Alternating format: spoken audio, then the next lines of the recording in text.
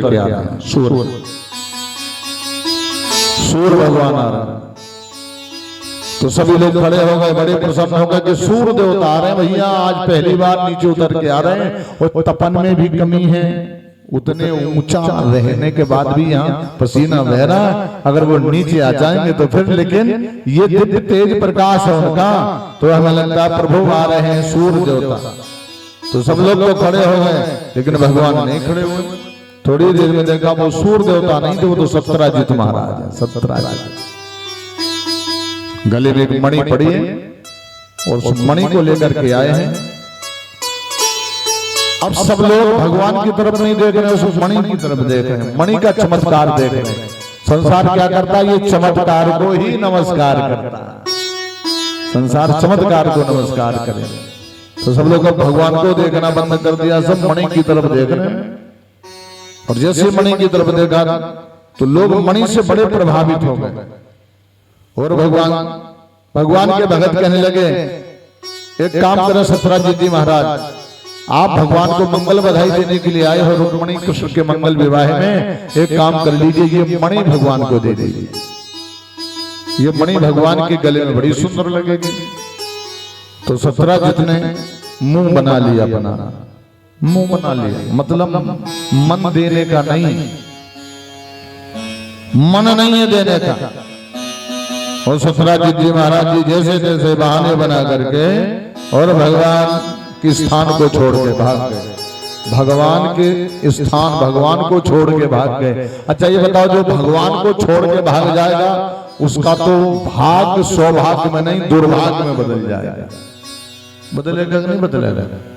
जो भगवान का मंदिर छोड़ के भाग जाए, भगवान की कथा छोड़ के भाग जाए, जो भगवान का तीर्थ छोड़ के भाग जाए और स्वयं भगवान को छोड़ के भाग जाए, वो केवल बात इतनी है कि ये चीज भगवान को दे दो। और कहने वाले कोई दैत्य नहीं है, कहने वाले कोई अपराधी नहीं है, कहने वाले कौन है? भगवान के परम भगत। अगर भगवान के भगत कह रहे हैं तो अगर परम सौभाग्य देकर आना है तो फिर देने में ही कल्याण है। तो इसने क्या किया? सत्यराजित उठ करके भागा। और भगवान के चरणों से जो भी दूर भागेगा, समझ लीजिए फिर उसका कहीं ठिकाना, कहीं कल्याण होने वाला। ऐसे बहुत लोग हैं जो भगवान को छोड़ के भागे, और जो भगवान को छोड़ के भागेंगे जानते हो वो भटक जाएंगे। वो इतना उल्टा सीधा मांस खाएंगे कि नरक के अलावा कहीं नहीं जाएंगे। जैसे हम लोग हैं ना, हम लोग भगवान के चरणों से जुड़े हैं। और हम ही लोगों में से कुछ लोग एक आताताई की आने पर हम लोगों ने भगवान को छोड़ दिया, भगवान को छोड़ दिया और किसी को पकड़ लिया। तो उन्होंने क्या किया? गाय का मांस खाना, बड़ा का मांस खाना, भैंस का मांस खाना शुरू कर दिया। सीताराम जी तब वो विचित्र गति को। और जो हमारे यहाँ जानते हो, धरती में किसको खोद के गाड़ा जाता है? जिसका शरीर कोढ़ युक्त हो जाए, कोढ़ी शरीर को ही धरती में खोद के गाड़ा जाता था, ऐसी परंपरा। तो इस प्रकार से भगवान की ये परम भगत थे। लेकिन संतों ने, भगवान के भक्तों ने कहा तो सत्यराजित जी महाराज पधार गए, चले गए। अपने भैया प्रसन्न से कहा, भैया ये अब द्वारका वालों की नीयत खराब हो गई, ये मणि तुम गले में धारण करो और ये द्वारका छोड़ के पुनः मथुरा चले गए। घोड़े में बैठा और घोड़ा में बैठ करके जा रहा है। और जैसे ही जा रहा है तो रास्ते में एक शेर की दृष्टि पड़ गई। शेर ने देखा ये बड़ा गजब प्रकाश है, तो शेर ने आक्रमण कर दिया और प्रसेन को मार दिया, प्रसेन के घोड़े को मार दिया। और उस शेर ने वो मणि अपने गले में डाल ली और मणि डाल करके वो चलने लग गया। तो एक रीछ बाबा चले आ रहे थे, तो रीछ ने उस परम प्रकाश को देखा। परमम यो महातेजा, परमम यो महत प्रकाश, परमम यो महद ब्रह्म, परमम यो परायण। परम प्रकाश को देखा तो रीछ से शेर के ऊपर टूट पड़ा और रीछ ने शेर को मार दिया और वो मणि अपने गले में डाल के ये रीछ चला, रीछ गुफा के अंदर पहुंच गया। उसकी बेटी एक दासी है, उसको मणि दे दी, आराम से विश्राम करके सो गया। अब कुछ दिनों के बाद भगवान के ऊपर धीरे धीरे दोष लगा दिया, कह दिया कि भगवान की मणि पर नियत गड़बड़ हो गई थी, इसलिए प्रसेन की हत्या द्वारिकानाथ ने ही करा दी। गुप्तचरों के द्वारा धीरे धीरे ये खबर द्वारिकानाथ तक पहुंची, तो भगवान ने कहा ये तो गड़बड़ हो गया, भगवान को दोष लग गया। जानते हो भगवान को क्यों दोष लगा? भगवान ने एक चंद्रमा देखा था।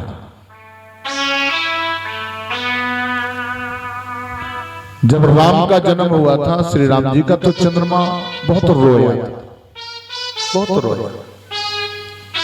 चंद्रमा का रोना बंद नहीं हो रहा था। तो भगवान ने पूछा क्यों रो रहे हो? कहा महाराज जी आपने सूर्य देवता को ज्यादा लाभ दिया, पुण्य उसको ज्यादा दिया, उनको ज्यादा दर्शन दिए। भगवान ने कहा कैसे? महाराज 1 महीने का 1 दिन हो गया, 1 महीने का 1 दिन। ब्रह्मा की व्यवस्था का ये टोटल प्रतिकार हो गया। मास दिवस कर दिवस मरम न जाने को, सबको ये समझ पाया महाराज, तो मैं 1 महीने वंचित रहा हूं आपके दर्शन से, क्योंकि सूर्य कुल में ही आपने जन्म लिया और सूर्य को 1 महीने तक निरंतर दर्शन दिए, ये बहुत बड़ी कृपा है आपकी। भगवान ने कहा रो मत, हमने सूर्य को दर्शन दिए, अब हम तुझे अपने नाम से जोड़ लेंगे, ठीक है ना? अब तो तू खुश है कि नहीं? मेरा जो नाम होगा वो राम सूर्य नहीं होगा, मेरा नाम होगा श्री रामचंद्र, है ना, रामचंद्र। अब मेरे नाम से तेरा नाम जुड़ा, अब तू खुश है कि नहीं? तो चंद्रमा का महाराज अभी खुश नहीं, अब क्या चाहिए? महाराज जी आप मेरे वंश में जन्म ले लो एक बार, आपने सूर्य वंश में जन्म लिया, अब मेरे वंश में तो भगवान ने चंद्र वंश में जन्म लिया। द्वापर में कौन सा वंश था? चंद्र वंश। तो भगवान को दोष लग गया कि भगवान ने प्रसेन की हत्या करा डाली। अब भगवान ने कौन सा चंद्रमा देखा? एक चंद्रमा है चौथ वाला,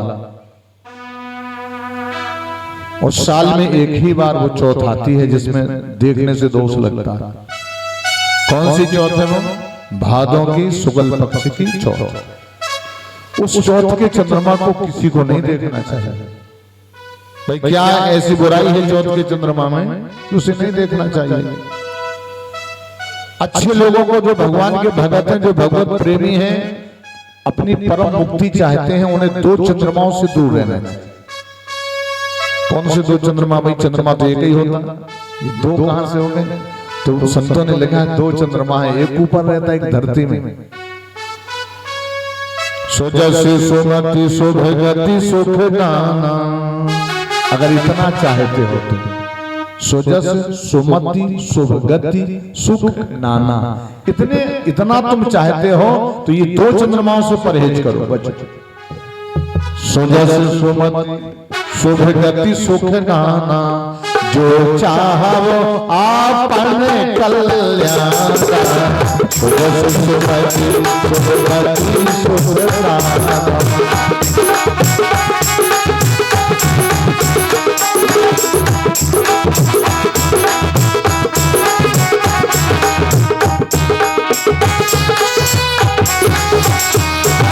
हर सो परिणाम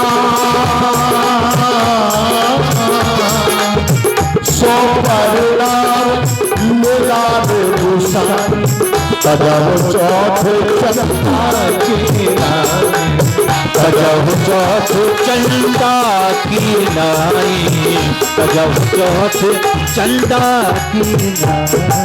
अगर सुजस चाहते हो कि संसार में तुम्हारा यश फैले, उस संसार में यश फैलेगा तो देवताओं को तुम्हारे ऊपर कृपा करनी पड़ेगी। सुमति, सुमति यदि रहेगी तो आपकी मति सुंदर रहेगी। कुमति सुमति सबके और रहा, ये दोनों चीजें रहती हैं, सुमति भी और कुमति भी। लेकिन सुमति जिसके अंदर रहती है तो वहां हर प्रकार का सुख है उस परिवार में। जहां सुमति तहां संपत्ति, हर प्रकार का सुख, पारिवारिक सुख, धन का सुख, बेटा बेटी का सुख, पत्नी का सुख, भाइयों का सुख, बहनों का सुख, जितने शरीर के संबंध होते हैं सब कहीं सुख मिलेगा, आनंद मिलेगा। और जहां सुमति नहीं होगी वहां भाई भाई में ही विवाद होगा, बाप बेटा में विवाद होगा, यहां तक कि पति और पत्नी में भी विवाद होगा, सुख नहीं मिलेगा। तो भगवान ने ये चंद्रमा देखा, और ये चंद्रमा में, इस चंद्रमा में एक कमी है ना, इस चंद्रमा में इसने एक ऐसे जन का सहयोग किया जिनका नहीं करना चाहिए। पाप करने वाला, बुरा काम करने वाला कितना भी खास हो, उससे दूरी बना लीजिए। जैसे जो भगवान से ईर्ष्या करता हो, राम से ईर्ष्या करे, कृष्ण से ईर्ष्या करे, हनुमान जी से ईर्ष्या करे, भोलेनाथ से ईर्ष्या करे, वेद पुराणों से करे, संत ब्राह्मणों की बुराई करे, सनातन पद्धति परंपरा की बुराई करे, गाय की बुराई करे, तो उससे दूरी बना लीजिए, उससे दूर रहो। तो संत तो कहते हैं चाहे वो कितना भी खास क्यों ना हो, चाहे वो मताई ही बाप ही क्यों ना हो, ऐसे लोगों से दूरी बनाने में कोई पाप नहीं लगेगा। जाको प्रिय नारायण वैदेही तजिए ताह कोट बेरी सम जगदपि परम शने। प्रहलाद को देख लो, प्रहलाद जी ने अपने पिताजी को छोड़ दिया। देखो बाप को नहीं छोड़ना, लेकिन नहीं, बाप कह रहा था नारायण मत बोल, ओम नमो भगवते वासुदेवा मत बोल, राम राम मत बोल। कहा पिताजी पुत्र का धर्म है तुम्हारी सेवा करना, तुम्हें खुश करना, लेकिन मेरे जीव का परम धर्म है भगवान का नाम लेना। तो मैं शरीर के धर्म का भी पालन करूंगा और जीव के धर्म का दोनों पालन करूंगा। तो प्रहलाद जी ने नहीं छोड़ा। तो तजेव पिता प्रहलाद विभीषण बंधु भरत महतारी। भरत जी ने अम्मा को छोड़ दिया, कैकेयी को कभी अम्मा नहीं कहा। जब राम जी 14 वर्ष से वापस लौट करके आए तो कैकेयी राम जी के सामने खड़ी खूब रोई। राम जी ने कहा अम्मा क्यों रो रही? लाला मेरे कान तरस रहेंगे, भरत एक बार मुझे अम्मा बोल दे, एक बार। राम जी ने कहा बोलेगा, हम जैसा कहेंगे क्यों नहीं करेंगे। राम जी सवेरे 4 बजे भरत के महल के पास गए, संत बन करके हो भिक्षाम दे, भिक्षाम दे। भरत जी ने देखा, प्रभु दौड़ पड़े चरणों में गिर गए। भरत जी महाराज, नाथ ये क्या कर रहे हो? हम तुमसे मांगने आए हैं भरत कुछ। अरे आप तो प्राण मांगो तो दे दूंगा प्रभु, श्वास श्वास तुम्हारी है, पूरा शरीर भरत का आपका है। बोले नहीं, 3 बार कहो, हम जो मांगेंगे वो देना पड़ेगा। भरत जी मौन हो गए 1 मिनट के लिए, और भरत जी ने कहा प्रभु मैं सब कुछ दे सकता हूँ, प्राण दे सकता हूँ, लेकिन उसको मां नहीं कह सकता हूँ, ये मत मांगना प्रभु, और जो मांगो उसको मां नहीं बोल सकता। तो भरत जी, राम जी ने कहा यही तो मांगने आए थे। तो भरत तजी महतारे, भरत ने मां का त्याग कर दिया। और चंद्रमा ने क्या किया? इंद्र का सहयोग किया। और सहयोग किसके लिए किया? एक ब्राह्मण के धर्म नष्ट करने के लिए, एक ब्राह्मण, एक संत का धर्म नाश करने के लिए। एक संत की बड़ी सुंदर देवी है, बड़ी सुंदर पत्नी है ब्राह्मण देवता की, नाम है गौतम महाराज। गौतम, गौतम, गौतम माने जानते हो? गौतम का अर्थ करिए जरा, गो माने इंद्रियां। सब कोई गौतम नहीं बन सकता, और ना सबको अहिल्या जैसी पत्नी प्राप्त हो सकती है।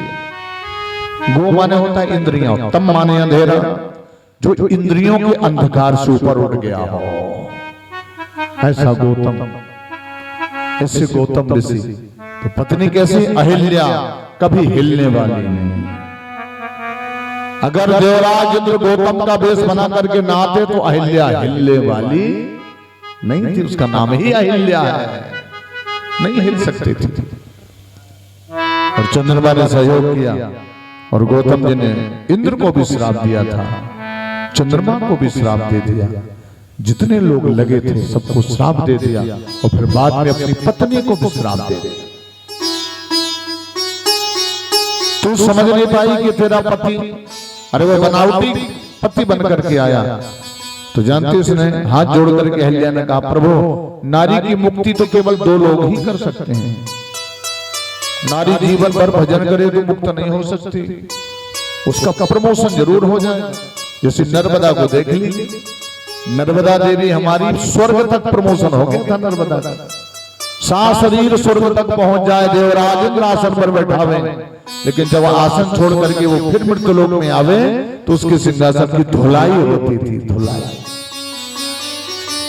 धुलाई। एक बार नर्मदा को पता चला कि मेरे आसन की तो धुलाई होती है, तो महाराज हमारा आसन क्यों धुला जाता है? देवी आपका तप बड़ा अच्छा है, आपकी भजन शक्ति बहुत अच्छी है, आपका सब कुछ अच्छा है, लेकिन जिस कारण आपका प्रमोशन भगवत धाम तक होता है वो डिग्री नहीं है आपके पास। जैसे हमारा कहीं सिलेक्शन होना है, जैसे आपका सिलेक्शन होना है, आपको आईएएस बनना है, और आईएएस में कोई कंपलसरी डिग्री होती है कि बिना उस डिग्री के आईएएस नहीं बन सकते हो ना, वो डिग्री तो जरूर चाहिए। अब डिग्री कौन सी? मान लीजिए, अरे आइए अध्यक्ष जी बहुत अच्छे, देखो हमारे भैया भी ये है परम सौभाग्य, जल यात्रा में भी पधारे थे हमारे अध्यक्ष जी, और ये समापन में भी पधारा।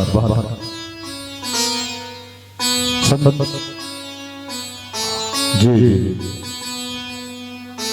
तमोना से महाराज जी आए, संत भगवान कहाँ से बता? अरे जय हो महाराज जी, बहुत सुंदर। ये देखिए हमारे संत, परम सौभाग्य भाई इस भूमि का, हमारे क्षत्रिय परिवार का। कितना सुंदर सौभाग्य, महान विभूतियां विराजी हैं हमारे संतगण। जिस कथा में भगवान के भगत आ जाए, संत तो भगवान के बेटे हैं ना, ये संतगण पधारे तो परम सौभाग्य सुंदर है। और ये हमारे रघुवीर जी का सुंदर प्रयास है, बड़ा सुंदर भाव विचारधारा है, और ऐसी विचारधारा प्रत्येक परिवार के जनों की। जैसे नाम है ना, यथा नामो तथा गुण, नाम रघुवीर है तो रघुवीर का काम है पूरा परिवार संगठित होकर के सब लोग प्रेम भाव से अपने सभी इष्ट मित्रों के साथ मिलकर के अपनी गाड़ी को आगे बढ़ावे, ऐसी भाव है। बोलिए भक्त वत्सल भगवान की।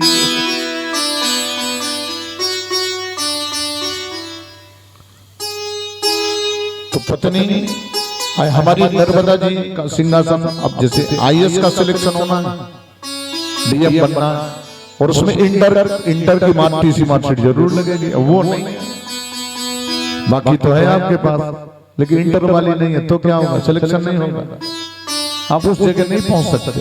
तो देवराज इंद्र ने नर्मदा से कहा, आपके पास सब कुछ है, लेकिन जिससे वैकुंठ जाया जाता है, आप पूर्ण पवित्र माने जाते हैं, वो डिग्री आपके पास नहीं है, वो डिग्री नहीं है। नर्मदा ने पूछा कौन सी डिग्री? अरे मेरे जैसा सब कौन करेगा? हाँ देवी आप बहुत तपस्वी हो, लेकिन पति सेवा से वंचित हो, पति सेवा करनी पड़ेगी। नारी का तो एक ही धर्म है, एक ही नियम, एक सिद्धांत, सब कुछ है, पति चरणों में प्रेम, तुम्हें पति सेवा करनी पड़ेगी। तो नर्मदा ने कहा मैं भोग के लिए पति का चुनाव नहीं करूंगी, मैं मुक्ति के लिए परमधाम जाने के लिए। और नर्मदा ने विचार किया, संकल्प किया, जैसे ही वहां से वापस लौट के आई, गंगा के किनारे विचार किया, जो भी मिल जाएगा कोई भी हो पति बनाऊंगी। और एक कोढ़ी को जो 60 वर्ष की आयु वाला था उसको पति बना दिया।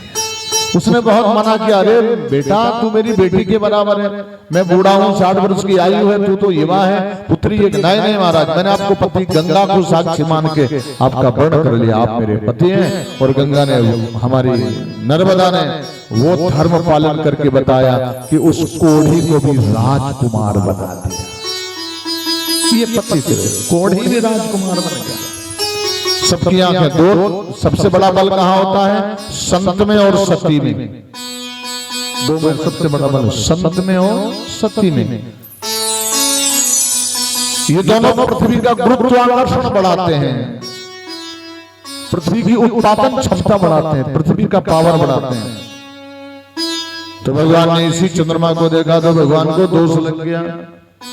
अगर धोखे से अगर हम इस चंद्रमा को देख लें भादों की चौथ वाले की, तो ये जो कथा चलती है ना, ये मणि वाली कथा जरूर सुननी चाहिए, उससे दोष दूर हो जाए, दोष दूर हो जाता है। इत्यादि महाकिमेकम देवतम किम लोकम वाप्येकम परायणम इष्टवंता कमरचंदा प्रापार्यो मानवा शुभम। हमारे भगवान ने अपने कुछ सुरक्षा वालों को लिया, और भगवान निकल पड़े मणि की खोज में। मणि की खोज में चले जा रहे हैं। देवता लोग देख रहे हैं भगवान बड़े कृपालु हैं और भगवान मणि की खोज में चले जा रहे हैं, मणि को खोज रहे हैं। चलते चलते रास्ते में पहुंचे भगवान और भगवान ने देखा भैया ये ढांचा पड़ा है किसी मनुष्य का, ये ढांचा पड़ा है घोड़े का। हमें लगता है ये जो शेर के पैर बने हैं, पंजे बने हैं, शेर नहीं, दोनों की हत्या कर। आगे थोड़ा बढ़े तो शेर का ढांचा मिला। बोले शेर को भी कोई सवा शेर मिल गया और शेर की भी हत्या कर डाली। रीछ के पैर बने। हमें लगता है ये रीछ कौन है भाई, रीछ का पता लगाएंगे कि शेर की हत्या कर डाली। और भगवान पद चिन्हों को देखते देखते उस गुफा के पास पहुंचे जिस गुफा के अंदर वो रीछ सो रहा था। भगवान ने अपने सभी भक्तों से कहा भैया एक काम करो, तुम लोग अंदर मत जाओ, बहुत अंधेरा है। मैं जाऊंगा अंदर और मैं देखूंगा उस रीछ को, वो मणि जो लेके गया। तुम इधर बताओ। सबने कहा महाराज ये कैसे संभव है, आप हमारे राजा हो, आप अकेले जाओगे, हम बाहर रहेंगे। भगवान ने कहा नहीं, तुम लोग बाहर रहो और 12 दिन तक हमारी प्रतीक्षा करना। 12 दिन तक मैं अगर वापस ना लौटूं तो तुम सीधे द्वारका चले जाना और मैं आ जाऊंगा बाद में। भगवान ने सबको वापस भेज दिया। और जैसे ये कितने परम सौभाग्यशाली लोग होंगे कि भगवान के साथ लगे, भगवान के साथ लगे ना। अरे कोई ना कोई तो कारण होगा। भगवान सबको नहीं मिलते हैं ना। भगवान किनको मिलते हैं? भगवान सबको नहीं मिलते, भगवान उन्हीं को मिलते हैं। किन किन को मिलते हैं ऐसा बंदने सुखदेव जी कहते हैं। अरे उन्हीं का जीवन हरा भरा है। किसका जीवन हरा भरा रहता है? जो हरि के संपर्क में रहता है, हरि की कथा के संपर्क में रहे, हरि के भक्तों के संपर्क में रहे और सेवा समर्पण में रहे। उनका उनकी गृहस्थी, उनका व्यापार, उनका परिवार, उनका शरीर सब हरा भरा रहता है, कोई कमी नहीं। अरे उन्हीं का जीवन हरा भरा है जो हरि के चरणों में आ गए। उन्हीं का जीवन हरा भरा है जो हरि के चरणों में आ गए। उन्हीं का जीवन हरा भरा है जो हरि के चरणों में आ गए। उन्हीं का जीवन हरा भरा है जो हरि के चरणों में आ गए हैं। उनका जीवन हरा भरा है जो हरि के चरणों में आ गए हैं।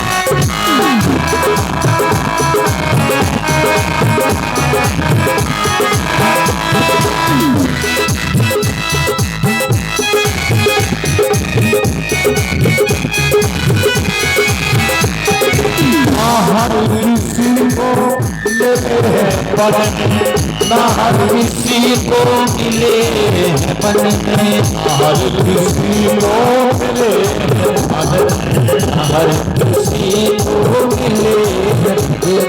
कितने लोग पढ़ने जाते हैं सबको भगवान मिले, कितने धन वाले लोग हैं वो भगवान मिले। भजन ना हर किसी को ना हर किसी को मिले बनने, ना हर किसी को मिले ना हर किसी को मिले हरे, ना हर किसी को मिले हरे।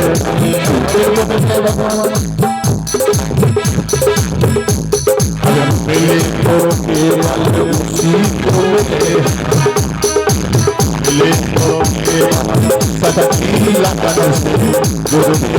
चरणों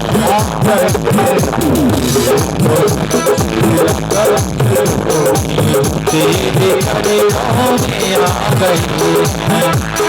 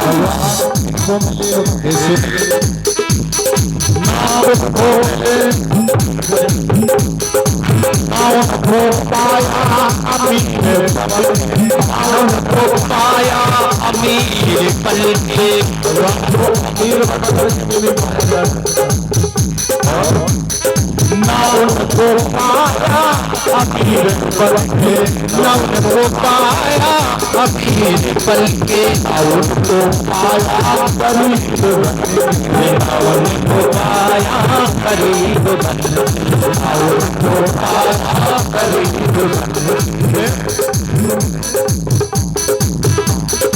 पाया उसने तो पाया है जिसने तो तेरे चरणों का जीवन हरा भरा है तेरे चरणों में आ गए का जीवन हरा भरा है जो प्रभु के चरणों में आ गए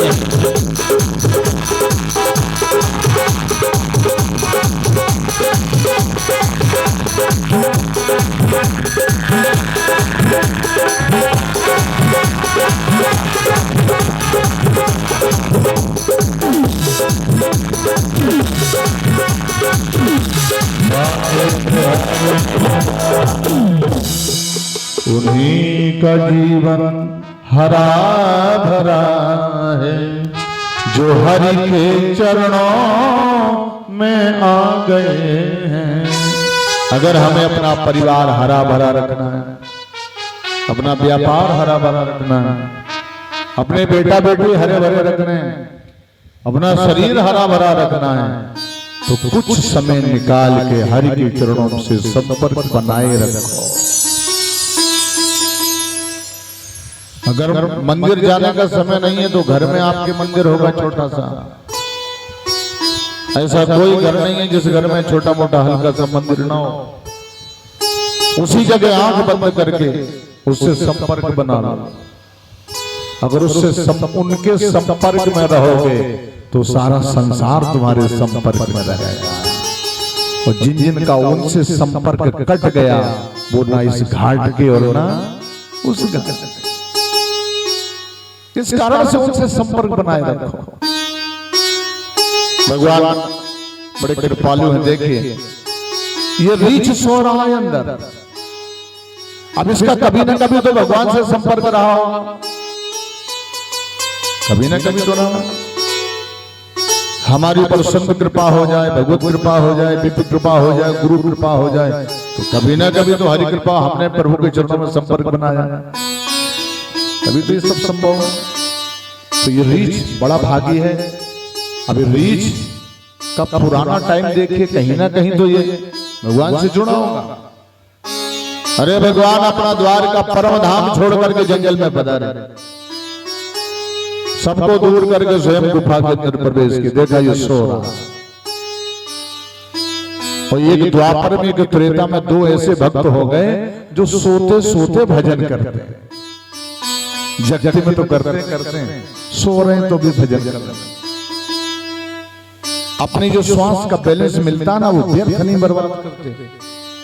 कितनी श्वासों का बैलेंस देते हैं ब्रह्मा जी 24 घंटे के लिए? 21,600 21,600 श्वासें देते हैं सूर्योदय से सूर्योदय तक। अब मर्जी हमारी है हमें अपने श्वासों का कहां सदुपयोग करना है, कहां दुरुपयोग करना है, और इन श्वासों का उपयोग सदुपयोग कैसे होता है? बैठे 12 चले 18, बैठे बैठे में 12 चलती है, थोड़ा चलोगे तो और 18 चलेंगे। सोवत में 32, ज्यादा सोगे तो आयु लोग पुराने दादा लोग कहते हैं ज्यादा सोगे उम्र घटा रहे हो। ज्यादा सोने से श्वासों का बैलेंस घटता है। बैठे 12 चले 18, सोवत में 36 और भोग करत में चले 72, सो कृपा करें जगदीश। तुम्हारा बैलेंस नष्ट हो रहा तो श्रीला श्री सा श्री निवास श्रीला परमेश्वर कृष्ण, जो परम परमेश्वर श्री कृष्ण है, द्वारिका नाथ है, आज अपना द्वार छोड़ के रीछ के द्वार पर आ गए। द्वार का नाथ अपना द्वार छोड़ के रीछ के द्वार पर। भाई कोई ना कोई तो बात है। जैसे तुमने देखा होगा एक व्यक्ति को हवाई चप्पल नहीं मिल रही पहनने के लिए, बेचारा हवाई चप्पल के लिए तरस रहा, और एक व्यक्ति हवाई जहाज पे उड़ रहा। कोई तो कोई कारण है। एक व्यक्ति को रूखे सूखे बासे टुकड़े प्राप्त नहीं हो रहे और एक को काजू किशमिश भी अच्छे नहीं लग रहे। एक झोली में फूल भरे हैं, एक झोली में कांटे। तू क्या उसको देख सके वो देख देख के बांटे, अरे रे कोई कारण होगा। बिना कारण की उसकी कृपा नहीं होती, कारण। तो ये दो भक्त ऐसे हैं जो अपनी श्वासों का सदुपयोग। ये कौन है? ये रीछ। ये सो रहा है लेकिन राम राम बोल रहा है। हाथ की माला नहीं, तुलसी की माला नहीं, रुद्राक्ष की माला नहीं, श्वास की ही माला से भगवान का नाम। श्वासों की माला से, गजब का भाव है। श्वास की माला से सो रहा है और श्वास की माला से भगवान का नाम ले रहा है, भज रहा है। श्वासों की माला से सुमिरो तेरा नाम, श्वासों की माला से सुमिरो तेरा नाम। श्वासों की माला में सुमिरो तेरा नाम, श्वासों की माला से सुमिरो तेरा नाम, श्वासों की माला से सुमिरो तेरा नाम, तेरा नाम, तेरा नाम। श्वासों की माला से सुमिरो तेरा नाम। रीछ नाम ले रहा है। और द्वापर में एक ऐसा भगत है जो सोते हुए भगवान का नाम लेता है, उसका नाम है अर्जुन। अर्जुन भगवान का नाम लेता है। भगवान ने पहुंचे और देखा रीछ सो रहा है। ओ भैया रीछ, हम तेरे सामने खड़े हैं, खड़े होके हमारा दर्शन कर ले। और ये तो सो रहा है और नाम ले रहा है। भगवान ने एक लात मारी इसकी छाती पर, उठ के खड़ा हो गया है जैसा काला में जैसे काला है। और भगवान से गजब युद्ध किया इसने। 1-2 दिन युद्ध नहीं किया, 27 दिन तक भगवान कृष्ण से युद्ध किया। 27 दिन। भगवान ने 28वें दिन एक मुक्का मारा हृदय में, तो खून की पलटी शुरू। और जैसे खून की पलटी शुरू हो गई तो अभी हाथ जोड़ के खड़ा हो गया, महाराज कुछ समझ में आ रहा है, मैंने आपको कहीं ना कहीं देखा है। भगवान ने कहा भी समझ खराब हो तो एक मुक्का और मारे, तुरंत समझ खुल जाए। जब तक भगवान का विपत्ति का मौका नहीं पड़ता तब तक हमारी समझ काम ही नहीं करते। तभी तो संतों ने लगा विपत्ति भाई ज्यादा दिन अच्छी नहीं है लेकिन थोड़े दिन के लिए अच्छी है। रहीमदास जी ने लिखा, रहीमन विपदा हो भली जो थोड़े दिन हो। क्यों भाई जरूरी है?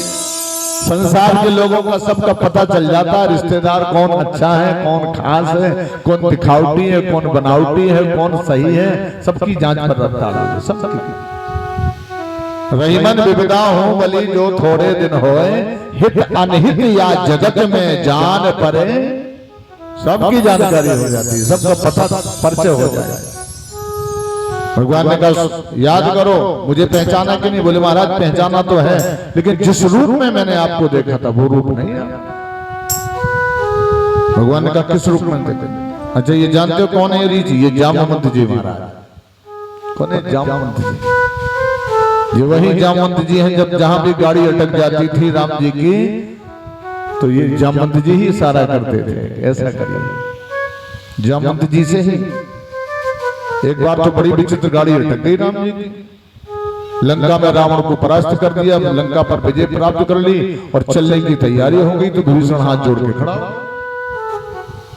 और विभीषण हाथ जोड़ के खड़ा हो गया और एक इतनी सुंदर चौकी लेके आ गई, इतनी जिसमें मणियां ही मणियां जड़ी हैं, ऐसी चौकी देखी नहीं गई थी, इतनी गजब चौकी थी। तो विभीषण ने कहा प्रभु ये उपहार मेरी तरफ से, चूंकि आपकी कृपा से मैं लंका का राजा बना हूं, तो महाराज जी ये भेंट मुझसे ले लीजिए। ये चौकी पर रावण बैठता था, अब मैं इस चौकी के बैठने लायक नहीं। आपने सिंहासन दिया तो मैं सिंहासन पर बैठूंगा, लेकिन ये चौकी तो अयोध्या के सिंहासन पर शोभा देगी। महाराज जी ये ले लीजिए। राम जी ने लक्ष्मण की तरफ मुड़ करके देखा, क्यों लक्ष्मण तुम्हारी क्या इच्छा? ले ले। तो लगन लगा भैया अपना मित्र बन गया वो, अगर दे रहा तो ले ले। ठीक। सुग्रीव बगल में खड़े थे, भैया तुम भी मित्र हो, ये दूसरा मित्र ये चौकी दान कर रहा है, हमें भेंट कर रहा, ले लें कि ना ले लें? तो सुग्रीव ने कहा महाराज अब वो राजा आप राजा, अब आपने मुझे भी राजा बना दिया। हम तो सपने में नहीं सोचते थे कि हम भी राजा हो जाएंगे, लेकिन आपकी कृपा से हम भी राजा हो गए, तो वो अगर भेंट में दे रहा तो प्रभु ले लीजिए। भगवान ने कहा ठीक। हनुमान जी बगल में खड़े थे, हनुमान जी तुम बताओ ये चौकी ले लेंगे ना ले लें? तो हनुमान जी ने कहा महाराज ये मैं नहीं जानता लेना देना, मैं तो हूं आपके चरणों का सेवक, जैसे में आप खुश वैसे में हम खुश, हमें और ये लेने देने से कोई मतलब नहीं। चलो सबसे पीछे जामवंत जी खड़े, सबसे वयोवृद्ध थे। अच्छा जामवंत जी आप बताओ ये चौकी ले ली जाए कि ना ले ली जाए? जामवंत जी ने हाथ जोड़ेगा महाराज बुरा तो नहीं लगेगा, कृपा निधान बुरा मत मानना, आप मुझे वयोवृद्ध समझ करके पूछ रहे हो, सलाह ले रहे हो तो मैं दे रहा हूं महाराज जी, बुरा मत मानना। भगवान ने कहा बताओ। जामवंत जी ने कितना अच्छा उत्तर दिया, गिर को गगन पे उड़ते देखा, मैंने इन पहाड़ों को अपनी आंखों से उड़ते हुए देख लिया महाराज, इतना पुराना हूं मैं। गिर को गगन से उड़ते देखा, सागर नीर सुधा सम देखा, समुद्र का पानी मेरे आगे खड़ा हुआ, ये बहुत मीठा था। बाल खिल्ली ऋषियों को मैंने गरुड़ चोंच में दबते देखा, अमृत पिला दिया देवों को उन्हें मोहिनी बनते देखा, गिद्ध जटायु संपाति को सूरज पथ पर उड़ते देखा, राजा बलिमख बामन प्रभु को ब्रह्मचारी बन जाते देखा, 7 परिक्रमा में कर डाली नृप को बंदी बनते देखा, और ये सब देखा नाथ अनिल पर दिया दान नहीं वापस देखा। इतना देखा, लेकिन ये पहली बार देख रहा हूं कि जब जो चीज दान में दे दी फिर उस पर हमारा कोई अधिकार नहीं है। ये पुलस ऋषि का कुल है, ये ब्राह्मण लोग हैं। तो आपने जब लंका दान में कर दी फिर उसमें से तो एक कील भी हमारा अधिकार नहीं है, ये तो चौकी बहुत कीमती है। भगवान ने कहा भैया रखो, हमको नहीं चाहिए, हमारे जामवंत जी सुझाव दे रहे हैं। बोले भक्तवत्सल भगवान की जय। अब जैसे हमने किसी अपनी कन्या का दान कर दिया, कन्या का दान कर दिया, हथलोई में दे दिया, दामाद को दे दी कन्यादान, अब हमारा उस कन्या पर केवल थोड़ा सा अधिकार है माता पिता की तरह, बाकी उसकी गृहस्थी में कोई विघ्न बाधाएं हमारे द्वारा पैदा नहीं होनी चाहिए। इस प्रकार से भगवान ने कहा भैया हमने तुम्हें वर दिया था, भगवान कृष्ण कहने लगे हमने तुम्हें वर दिया था कि हमसे मांग लो, सबको वरदान दिया था भगवान राम ने। जब लंका विजय प्राप्त की तो जब जामवंत जी का नंबर आया भैया तुम भी मांग लो, तो जामवंत जी ने कहा महाराज मेरे मन की एक इच्छा अधूरी रह गई, भगवान ने कहा कौन सी इच्छा? मल्ल युद्ध के, मुझे मल्ल युद्ध करने का बड़ा भाव था, मल्ल युद्ध नहीं मिला। तो भगवान बोले अब हम द्वापर में खुद मल्ल युद्ध करेंगे, चिंता मत कर, हम आएंगे। और भगवान ने 27 दिन मल्ल युद्ध करके इनको संतुष्ट कर दिया। और महाराज जामवंत जी ने कहा महाराज उस रूप का दर्शन और करा दीजिए। तो भगवान कृष्ण से राम बन गए, मुरली वाले से धनुर्धारी बन गए। द्वापर में ऐसी लीला की, द्वापर में नहीं कलयुग में भी की, एक बार कलयुग में भी की, इस कलयुग में भी की। एक संत के सामने, कौन से संत? ऐसे संत थे जिन्होंने राम जी का भी दर्शन कर लिया और कृष्ण का भी दर्शन कर लिया इसी कलयुग में। 417 साल पहले, ज्यादा का टाइम नहीं। कौन है वो संत? बाबा गोस्वामी तुलसीदास जी महाराज, जिन्होंने चित्रकूट के घाट में भई चंदन के भीर तुलसीदास चंदन के तिलक करे, भगवान को देखा। और एक बार वही बाबा तुलसी जी श्री धाम वृंदावन गए और बाबा ने विचार किया कि भैया हमने राम जी का तो दर्शन कर लिया, कृष्ण का दर्शन और करना, तो बांके बिहारी जी के मंदिर में गए। और बांके बिहारी के मंदिर में पधारे तो भगवान की मूर्ति का जैसे आमना सामना हुआ। मूर्ति का भी गजब प्रभाव है, हमारे दरोगा जी से अच्छा कोई नहीं जानता भगवान की मूर्ति का प्रभाव। हरिओम। चलिए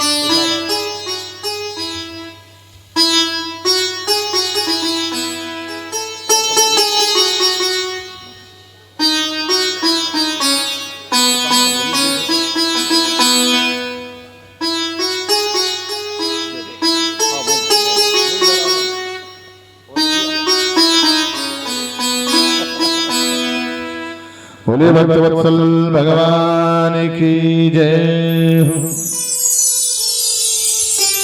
तो जामन जी महाराज जी, अब देखो बाबा तुलसीदास जी महाराज जी हमारे जिस समय बांके बिहारी जी की मूर्ति के सामने गए तो मूर्ति हाथ से सारा कर रही है, ऐसे प्रणाम कर मुझे प्रणाम। बांके बिहारी की मूर्ति। एक बार तो हमारे दरोगा जी गए थे, दरोगा जी अब ये दरोगा जी थे उस समय, अब तो रिटायरमेंट हो गए। और जब व्यक्ति वर्दी में होता है तो वर्दी का पावर अलग होता है, लेकिन इनका नहीं रहा, ये तो बड़े सरल भगत भाव के। तो ये जिस समय बांके बिहारी जी के मंदिर में पहुंचे तो इन्होंने कहा, कोई था इनके साथ, आप देखो भगवान का दर्शन करो। बोले क्या देखेंगे? बोले नैन से नैन लगाओ कन्हैया से। अरे नैन लगाना है तो कन्हैया से लगा के देखो, फिर नैन लगाने का आनंद मिलेगा। तो इन्होंने नैन लगाए, देखा, अब इनको वही दिखाई पड़ रहे हैं, ना नींद आ रही ना कुछ, सो रहे हैं तो वही दिखाई पड़ रहे हैं, जग रहे तो वही दिखाई पड़ रहे हैं। ऐसे बाबा तुलसीदास जी महाराज मूर्ति के सामने पहुंचे तो मूर्ति सारा करके मुझे प्रणाम कर, प्रणाम कर। तो तुलसी हाथ हिला रहे, नहीं करूंगा। तो मूर्ति बोले क्यों नहीं करोगे? बोले मेरे इष्ट बन जाओ, मैं जानता हूं कि आप बहुत सुंदर हो, आपकी छवि का वर्णन नहीं हो सकता, लेकिन तुलसी का मस्तक तो तभी झुकेगा जब आप धनुष बाण लेके खड़े हो जाए। का छवि बरनो आपकी, तुलसी ने लिखा, का छवि बरनो आपकी भले बने हो नाथ, तुलसी मस्तक जब नवे, जब धनुष बाण लो हाथ। मेरा इष्ट तो मेरे तो राम जी इष्ट है ना, तो बांके बिहारी धनुष बाण लेके खड़े हो गए। ये धनुष बाण सबको दिखाई नहीं पड़ा, तुलसी को तो तुलसी साक्षात चरणों में गिर पड़े। तो भगवान कृष्ण कहते हैं भैया राम रूप का दर्शन कर ले। तो जामवंत जी को भी आपने राम रूप का दर्शन करा दिया। राम रूप का दर्शन करा के जामवंत जी ने कहा प्रभु मेरी 2 बेटियां हैं, इनको ले जाओ, अब मैं दान करूंगा आपको। प्रभु आप, मुझे पता है आप आए किस लिए हैं। भगवान ने कहा तुम्हें दर्शन देने। बोले दर्शन में लीला बड़ी कर दी आपने, मणि लीला जोड़ दी, आए तो थे दर्शन मुझे देने। और तुरंत आपने, भगवान ने कहा तेरी 2 बेटियां कौन सी? बोले अभी महाराज देखो, एक बेटी है जामवंत। जामुन कैसी होती, किस कलर की? जामुन किस कलर की? आने वाली है कुछ दिनों बाद, काले कलर की है ना। तो बेटी भी इसकी कैसी, नाम क्या है? जामवंती। तो कैसा रंग होगा? काली जामुन जैसी। और ले हाथ पकड़ा, लो महाराज ये मेरी बेटी है, कन्यादान करता हूं। एक बेटी कौन सी है? बुद्धि, बुद्धि रूपी बेटी। अगर हमने अपनी बुद्धि रूपी बेटी भगवान के हाथ में दे दी तो हमारी बुद्धि कभी गड़बड़ नहीं करेगी। हमारी बुद्धि भगवान में लग गई तो शुद्धि हो जाएगी, और शुद्धि हो जाएगी तो विशुद्धता प्राप्त होकर के भगवत धाम प्राप्त हो जाएगा। बुद्धियां ही तो गड़बड़ हो गई। और इसके बाद महाराज जी ने वो मणि दहेज में दे दी। लो जामन जी ने कहा ये दहेज में, जामन जी के द्वारा जामन जी और मणि को लेकर के भगवान पधारे। द्वारका में भव्य स्वागत हुआ भगवान का। लोगों ने फूल बरसाए देवताओं, बंधन बार बांधे गए, सोने के कलश रखे गए, पूजन किया गया। और भगवान अंदर, अब भगवान जब नहीं थे ना तो सभी लोग चिल्ला रहे थे। जैसे वृंदावन वाले भगवान नहीं है तो बहुत चिल्ला रहे हैं बेचारे, भगवान नहीं। सबको भगवान की बहुत याद आ रही है। 27 दिन हो गया भगवान नहीं मिले, तो द्वारका वालों को याद आ रही है, वृंदावन वालों को याद आ रही है, गोकुल वालों को याद आ रही है। और यहाँ जो आज कथा पूरी हो जाएगी और कल हम सब लोग यहाँ से पधार जाएंगे, तो मुझे तो लगता है आप लोगों को भी कथा की याद आएगी। बोलिए भक्तवत्सल भगवान की जय हो। मुरली वाले आजा तेरी याद सताए, मुरली वाले आजा तेरी याद सताए, तेरे बिना एक पल जिया नहीं जाए। मुरली वाले आजा तेरी याद सताए, तेरे बिना एक पल जिया नहीं जाए। मुरली वाले आजा तेरी याद सताए, तेरे बिना एक पल जिया नहीं जाए। मुरली वाले आजा याद सताए, तेरे बिना एक पल जिया नहीं जाए।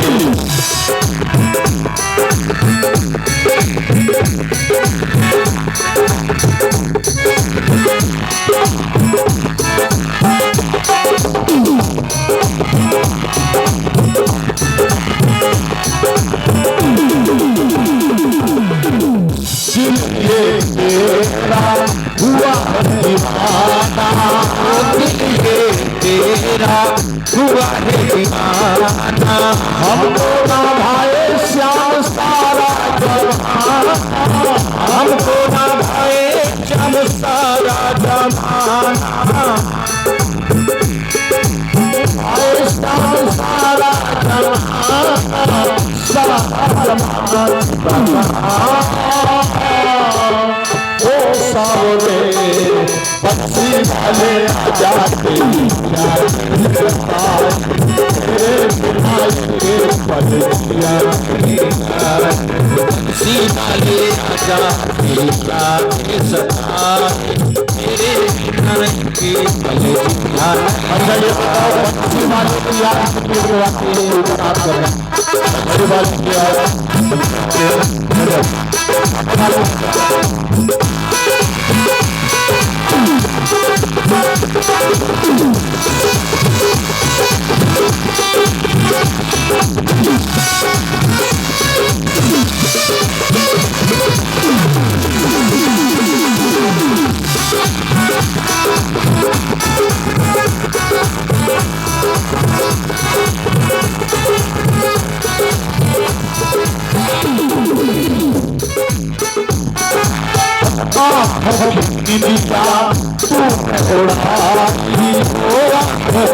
दिया तूने उड़ाई, से दिया तूने चुराई, से मोहन तूने उड़ाई, प्यार से मोहन तूने उड़ाई।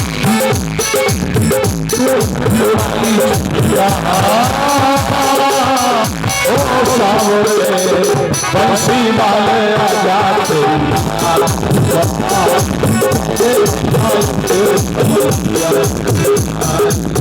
सीता ले आजा तेरी याद सताए, तेरे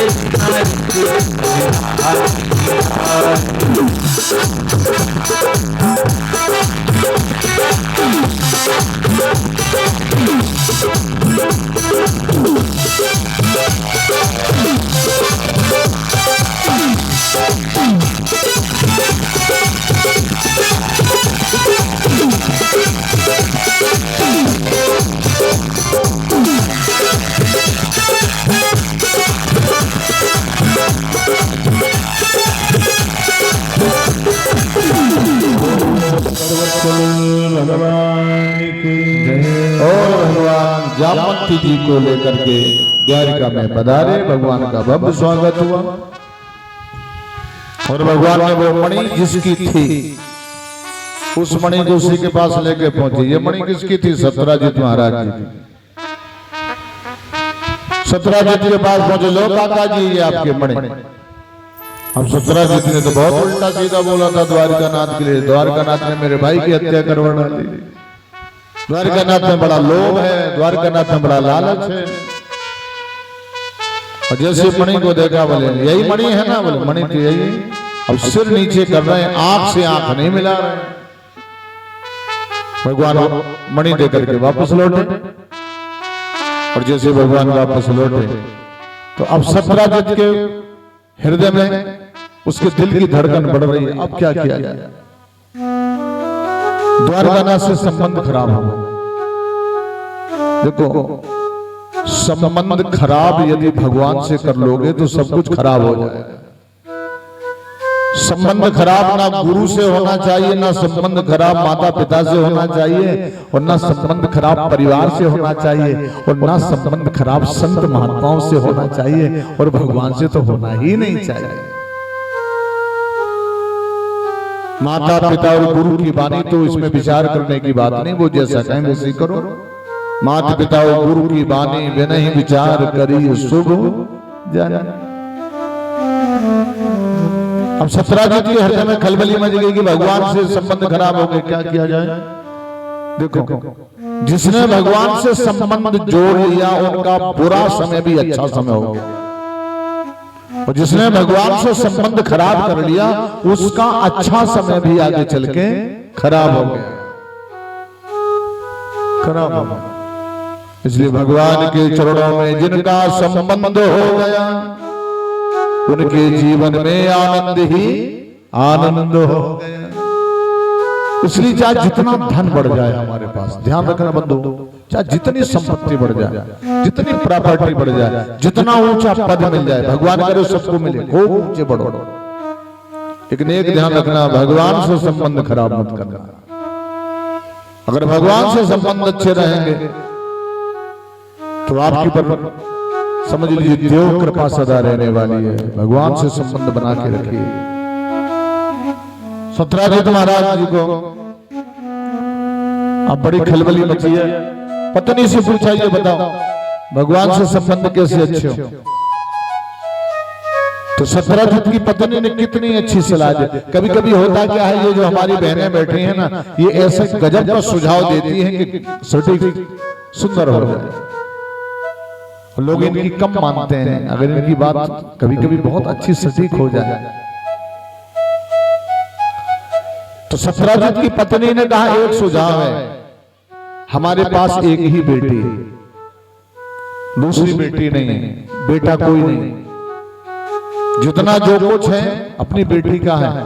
एक काम करो, अपनी बेटी का संबंध द्वारकानाथ से करो। क्या नाम है सत्राजित की बेटी का? सत्यभामा। सत्यभामा। तो सत्यभामा का संबंध द्वारकानाथ से कर देंगे, वो हमारे दामाद हो जाएंगे, तो हमारी सारी गलती क्षमा हो जाएंगी, और फिर हमारा पावर बढ़ जाएगा कि भगवान द्वारकानाथ हमारे दामाद। सत्राजित ने कहा, तूने तो बहुत गजब सुझाव दिया, लेकिन मैं कौन मुंह लगा के जाऊं, कैसे जाऊं? ये पीछे वाला कूलर नहीं चल रहा क्या भाई? इसको चलाओ भाई, उसमें लाइट वाइट जो है। बेचारे हमारे भारत भाई देखो तौलिया हिला रहा है, सब तौलिया हिला रहा है। देखो जरा भाई, इस कूलर को चलाओ। चल बोलिए भक्त वत्सल भगवान। भाई क्या है, पसीना बहेगा ना तो हमें भी आनंद नहीं आ रहा। आप लोग हमारे रघुवीर जी की व्यवस्था तो बहुत सुंदर भाव भक्ति भाव से सब कहें, और आवाज तो समापन दिवस है, तपस्या में थोड़ा तपना पड़ेगा तो तप लीजिए। बोलिए भक्त वत्सल भगवान की जय। हमारे संत आ रहे हैं भाई, इनको भी जगह महाराज जी उधर पहुंचे जा रहे हैं, तो इधर आ जाए थोड़ा पर।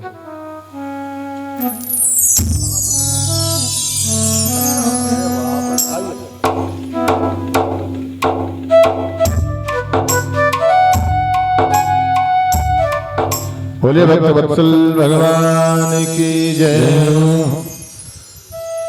तो सत्यराजित ने भगवान को बुलाया, भगवान पधारे। भगवान ने कहा बोलो काका कैसे याद किया? रोने लगा सत्यराजित, हमसे भूल हो गई महाराज जी। देखिए जब हमसे भूल हो जाती है तभी भगवान से संबंध खराब होता है।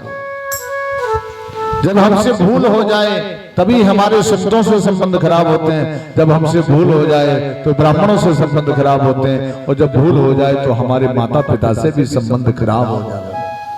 इस कारण महाराज जी हमसे भूल हो गई, हम समझ नहीं पाए महाराज। हम चाहते हैं कि आप हमारे दामाद हो जाएं। भगवान ने कहा नहीं नहीं भाई, हमारी 2 शादियां हो गई हैं, एक हमारी सत्यभामा एक रुक्मणी। नहीं महाराज जी, और सत्यभामा का हाथ भगवान के हाथ में दे दिया, और मणि ये हमारा दहेज में ले जाओ, ये मणि आपको दहेज में दे दिया। भगवान बोले ये मणि तो बहुत फायदा कर रही है, जहां जा रही है सिंगल होके जा रही है और डबल होके आ रही है, ये मणि तो बहुत फायदा कर रही है। और भगवान ने वो मणि सत्यराजित को दे दी। लो आज से आप हमारे ससुर बाबा हो, इस मणि को रखिए। तो सत्यराजित ने पूछा महाराज ये क्यों रखो? बोले इसलिए कि अब ये जहां जाएगी डबल होकर के आएगी, तो ये आप ही के पास रहेगी, जब जरूरत पड़ेगी तो हम ले लेंगे। क्योंकि इस मणि में 2 प्रकार के बड़े सुंदर गुण हैं। कौन से? ये मणि किसने दी थी सत्यराजित को? सूर्य देवता ने। ये सूर्य देवता महाराज, ये जो घूमते हैं ना, ये सूर्य देवता, इन्होंने प्रसन्न होकर के सत्यराजित को मणि दी थी। और इसमें 2 विशेषताएं थी। अगर एक आसन पर 10 घंटे बैठ करके सूर्य आराधना की जाए तो इस मणि से 2.25 कुंटल सोना निकल सकता है। 2.25 कुंटल, 2-4 तोला नहीं, 2.25 कुंटल। लेकिन 10 घंटे एक आसन पर बैठ करके, ना उठना है, ना जाना है, ना सोना है, कुछ नहीं करना है। उसके नियम ऐसे थे तो सत्यराजित आज तक नहीं कर पाया, वो सोना नहीं मिला। दूसरा गुण था कि ये मणि जहां रहेगी वहां नाना प्रकार की बड़ी से बड़ी बीमारियां नहीं आ सकती, बीमारियों को रोकेगी। तो मणि सत्यराजित को दे दिया और भगवान सत्यभामा को लेके पधारे। अब एक इनके परिवार का सुधन्वा नाम का, सुधन्वा नाम था, सुधन्वा ने रात्रि के 12 बजे सत्यराजित की हत्या कर डाली। रुक्मण हमारी सत्यभामा जी खूब रोई, हमारे पिताजी को मार दिया। और भगवान ने सत्यराजित के मरने के बाद सुधन्वा का ही वध कर डाला। बोलिए भक्तवत्सल भगवान की जय। भगवान आगे बढ़े, अर्जुन को साथ में लिए और अर्जुन को लेकर के जा रहे हैं। तो रास्ते में यमुना जी के किनारे एक सुंदर सी देवी है, बड़े बड़े बाल उसके दिख रहे हैं, और भगवान का नाम ले, भगवान को बुला रही है, भगवान को बहुत याद कर रही है। भगवान ने अर्जुन से कहा भैया ये कौन है जो मुझे प्रियतम प्रियतम करके बोल रही है? और मेरे बाके बिहारी पिया। और यमुना जी के किनारे बैठी बैठी वो चारों तरफ से बाल उसके पहले, और भगवान से बोल रही है, गोविंद को बुला रही है। और मेरे बाके बिहारी पिया तुझे दिल में दिया, मेरे बाके बिहारी पिया तुझे दिल में दिया, मेरे बाके बिहारी पिया, मेरे बाके बिहारी पिया तुझे दिल मैंने दिया, बाके बिहारी पिया तुझे दिल मैंने दिया। वो जितने जितने भगवान को दिया वो दिल भर हो गया। जैसे हनुमान जी राम जी को दिल दिया, हनुमान जी राम जी को दिल दिया, और दिया ने सारे समाज के सामने फाड़ के दिखा दी। राम जी को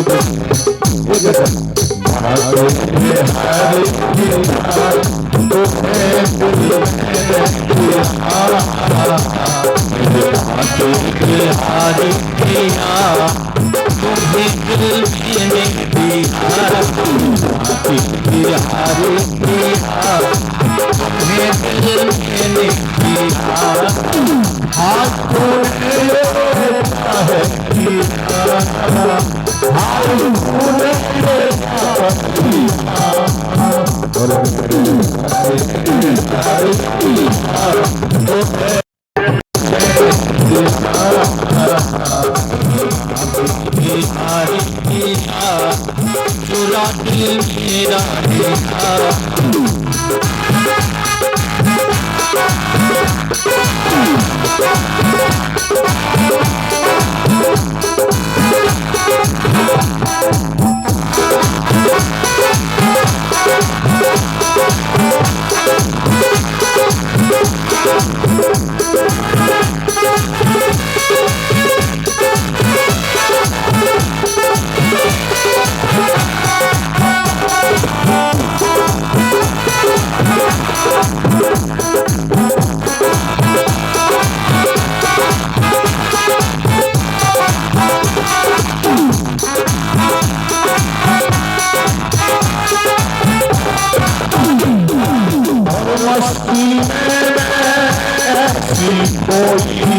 मस्ती में ऐसी खोई दीवानी तेरी होई, तेरी दीवानी तेरी होई। बाती और बाती दिया मुझे दिया बिहारी दिया तुझे मैंने दिया बिहारी दिया मैंने दिया।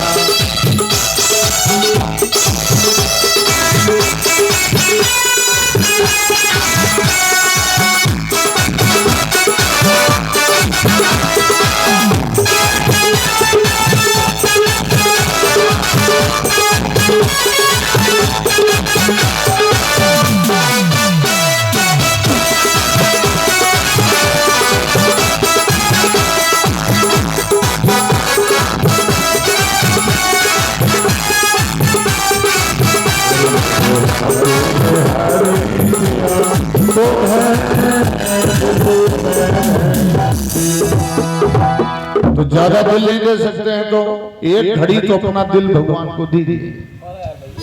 एक घड़ी, एक घड़ी माने जान तो कितने मिनट? 24 मिनट। 24 मिनट की एक घड़ी होती है। अगर हम अपना दिल भगवान को 24 मिनट देंगे तो वो 24 घंटे कृपा करेंगे। 24 घंटे के अगर हमने अपना दिल भगवान को 24 मिनट दे दिया तो हमारा दिल कभी भटक नहीं सकता।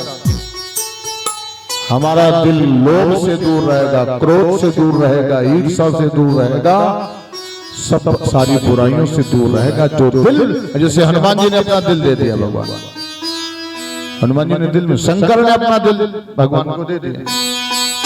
हमें भी अपना दिल देना। ये गोपी दिल दे चुकी है, ये देवी गोपी दिल दे चुकी है भगवान को। बाल चारों तरफ से पहले भगवान ने अर्जुन को भेजा, देखो भैया कौन है।